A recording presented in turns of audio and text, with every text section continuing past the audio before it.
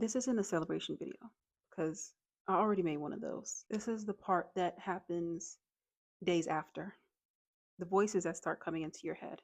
I'm going to talk about the doubt that actually moves in because just believing yourself, that doesn't really work for me. Quick context if you're new here. My name is Jai. I'm 31. I'm a wife and I'm a mom to a toddler. And I just got accepted into a PhD program in biomedical sciences after spending almost 8 years completing my bachelor's degree. I was constantly starting and stopping. I was in and out of survival mode. And I always knew that I would go back to school to do research, but I just didn't know when. But I made it. I got the acceptance. And then almost immediately, a voice started to show up that had been quiet for a while. And today I want to talk to you about that voice, and not to perform vulnerability, but because it's real. Because I think a lot of you know exactly what I mean, but nobody's naming it. And the voice doesn't come in loud, it comes in so quiet. And it almost sounds like common sense. Sometimes it sounds like your own voice. It says things like, "You're not smart enough for this. They'll figure out you don't belong." Every other student would have been doing this the entire time that you were starting and stopping. You got in by accident. You are going to embarrass yourself. And the thing about that voice is that it usually uses receipts. It knows about the 8 years that it took me to finish my undergraduate degree. It knows about every time I started and stopped, all of the W's and withdrawals on my transcript. It knows about every time I've dropped a class, every time I've repeated class. Some classes I've even repeated 3 and 4 times. It knows about the papers that I'm struggling to understand, even right now as I'm preparing to go into this program. All of the concepts that I forgot, and the gap between where I am and where I should be. And it's not just generic self-doubt. It almost feels targeted. It feels accurate. And that is what makes it so dangerous. Here's the one thing that I've learned about imposter syndrome, because even though that voice can be loud, a loud voice does not mean that it's true. I want to be honest about where this comes from for me, because imposter syndrome is not the same for everybody. I aged out of foster care when I was 18, and that was a lot for me to process, but I didn't begin processing that in my story until years after I left foster care. The strong support system that some people have that maybe build them up and support them throughout their journey, especially as they're going to school, that system looked a little bit different for me. And with that comes so much hyper independence. And there were times that I didn't even know how to ask for help. I spent years just trying to build by myself, and I did.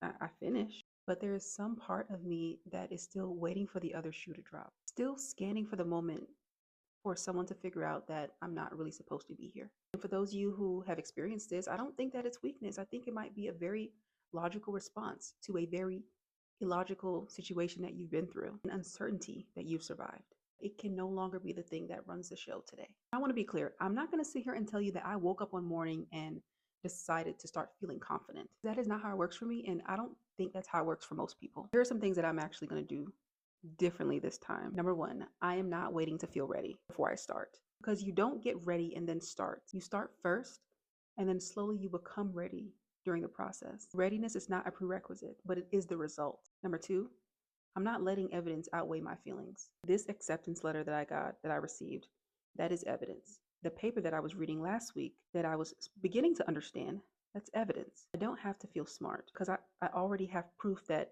I can do this. Third thing is that I'm going to be building systems before motivation runs out. Based on my history, I don't trust motivation. I trust structure. I have a daily command center that I've created that helps me manage my day. It tells me exactly what levers to pull so that I can know that I'm making progress every day and that I'm moving forward.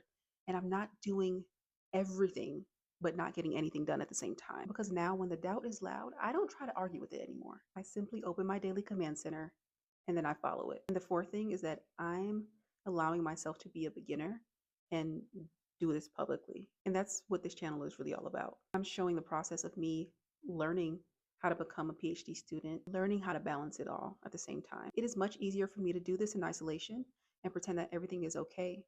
But I often believe that God will give us provision in the most unlikely places. And there might be a support system through social media that I didn't even know I needed. Because I'm showing the catching up in real time, because being seen in doubt can actually be more useful and helpful to me and to somebody else who's watching than just pretending past it, talking back to that voice instead of running away from it, not validating it, not agreeing with it, understanding that my brain's job is to keep me safe, for one. And a part of that safety is not allowing me to take risks or do things that my nervous system might think would embarrass me or might think that I would fail at. And starting this PhD program, it's a bit frightening. There's a lot of uncertainty. I don't know anybody personally in my family who has gone through this journey as a non traditional student in the way that I'm doing it. The next time these voices come in my head, man, I hear you. Thank you, brain, for trying to keep me safe, but I'm good.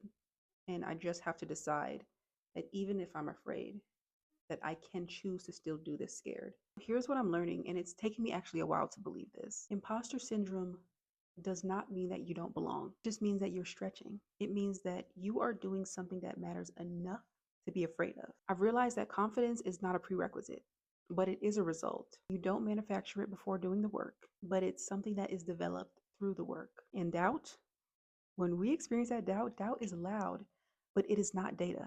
It is not a forecast. It is not a verdict. It took me 8 years to finish my bachelor's degree. There was a voice that told me the entire time, especially all of those times that I dropped classes and repeated classes and even failed some. There was a voice that told me that I wasn't going to make it, that I just couldn't do it, that it was just too hard. And I don't know everything that I need to know for a PhD yet. And I'm sure I might be behind in some areas, but being behind is temporary. Making the choice and deciding that you don't belong, that is dangerous. If you're listening to this and you've ever felt like you just slipped through the cracks of your own acceptance, like like someone made a clerical error and they let you in, then you're in good company because that acceptance that you got, it wasn't a mistake. That doubt that you're hearing, that's just that old story trying to follow you into a new chapter. So if you've been hearing that voice and it's saying something very specific to you, then I want you to comment it down below. Just one sentence, because naming it out loud will disempower it. It's going to let you know that that voice, that doubt, that imposter syndrome does not run the show. So subscribe if you want to continue following this journey. I document the wins, the doubts, the catching up, the systems. I'll see you next week. And remember, you got this.